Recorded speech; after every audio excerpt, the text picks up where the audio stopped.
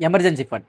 Investment start பண்ணுறதுக்கு முன்னாடியே முதல்ல எல்லாரும் பண்ண வேண்டிய விஷயம் தான் இந்த எமர்ஜென்சி ஃபண்ட். இதை பற்றி பல பேர் வந்துட்டு காட்டுக்கிறதுனாலும் நம்ம யாருமே கன்சிடரே பண்ணுறது கிடையாது. நானும் இதுக்கு முன்னாடி வரைக்கும் கன்சிடர் பண்ணது கிடையாது.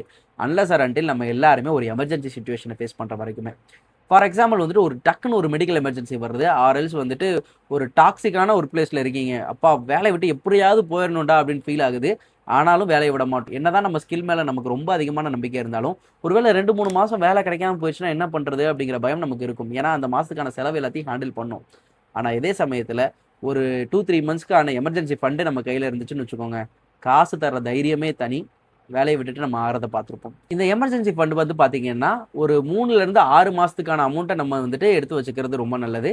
அதுவும் ஐடி இல்லைன்னா ஃப்ரீலான்சிங் மாதிரி அன்ஸ்டேபிள் செக்டாரில் இருக்கோம்னா கண்டிப்பாக வந்துட்டு மோர் தென் 6 மந்த்ஸுக்கான எமர்ஜென்சி ஃபண்டை நம்ம சேர்த்து வைக்கணும். நான் பேசிக்காக எமர்ஜென்சி ஃபண்டை எப்படி வந்து மெயின்டைன் பண்ணுறேன் அப்படிங்கிறதெல்லாம் அடுத்தடுத்த வீடியோவில் சொல்கிறேன். அதே மாதிரி நீங்கள் எப்படி மெயின்டைன் பண்ணுறீங்க, எது பெஸ்ட் வே அப்படின்னு உங்களுக்கு தோணுது அப்படிங்கிறத கமெண்ட்ஸில் சொல்லுங்கள்.